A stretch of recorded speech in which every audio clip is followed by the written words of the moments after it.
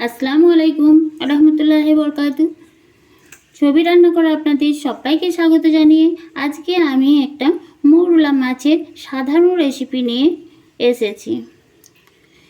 এখানে আমি 500 গ্রাম মৌরলা মাছ নিয়েছি আর মৌরলা মাছগুলো এরকম ধুয়ে পরিষ্কার করে নিয়েছি।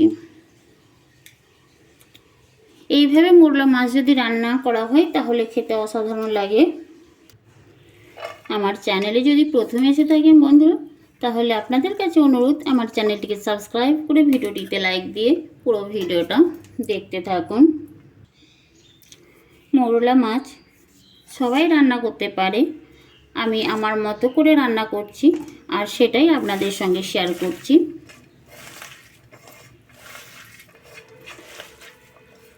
লবণ দিয়ে পেঁয়াজগুলো হাতে করে এভাবে চটকে নেব, তাহলে পেঁয়াজটা তাড়াতাড়ি নরম হয়ে যায়।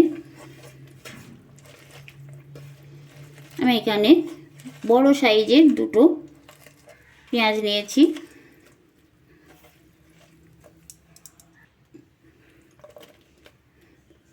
এখন দেব ধুয়ে রাখা মৌরলা মাছগুলো। আর মৌরলা মাছগুলো খুবই সুন্দর। কাঁচা লঙ্কা অল্প আছে, একটি আছে, এটা দিয়েছি। দেব টমেটো কোচানো, দেব 1 চামচ লঙ্কা গুঁড়ো, ওটা হলুদ গুঁড়ো, ওটা 1 চামচের থেকে একটু বেশি দিয়েছি। আর 1 চামচ লঙ্কা গুঁড়ো, হাফ চামচ ধনে গুঁড়ো, এখানে 1 চামচ জিরেটা বেটে দিয়েছি। গোটা 1 চামচ জিরে বড় চামচে। এই মাছে একটু জিরেটা বেশি লাগবে, তাহলে মাছটা খেতে দারুণ লাগে। দেব সরষের তেল,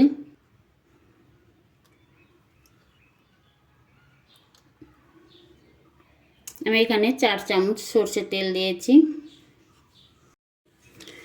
সব কিছু হাতে এভাবে মেখে নেব।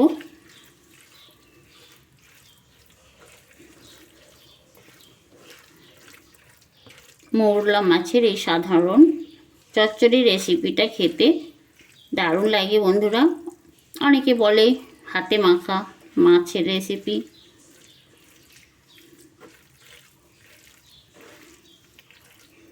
প্লিজ বন্ধুরা আমার ভিডিওতে একটা লাইক দিয়ে ফুল ওয়াচ করে দেবেন। পুরনো বন্ধু নতুন বন্ধু অনেক অনেক আপনাদের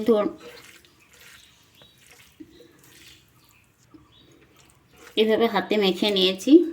এখন একটু জল দেব।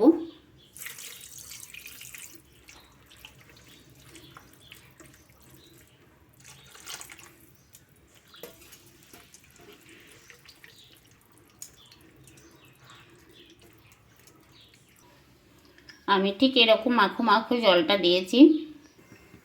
গ্যাসটা অন করে দিয়েছি। এটা ঢাকা দিয়ে আমি হাই ফ্লেমে রান্না হতে দেব।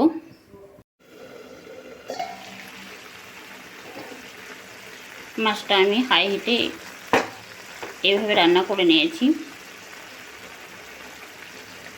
দেখুন, কাঁচা লঙ্কা চিড়িয়ে দিলে খুবই আরও টেস্টি হয়।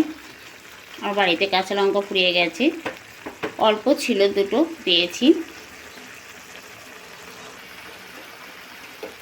আমার মাছ রান্নাটা হয়ে গেছে, আমি গ্যাসটা বন্ধ করে দিয়েছি। আর দেখুন বন্ধুরা কত সুন্দর। ধনে পাতা কুচি থাকলে ওপর থেকে ছড়িয়ে দেবেন। আর দেখুন এই রেসিপিটা কেমন হয়েছে, খেতে দারুণ লাগে বন্ধুরা। কেমন এই রান্নাটা হয়েছে অবশ্যই কমেন্ট করে জানাবেন। ভালো লাগলে লাইক কমেন্ট শেয়ার করবেন। আবার দেখা হবে পরের ভিডিওতে। আল্লাহ হাফেজ।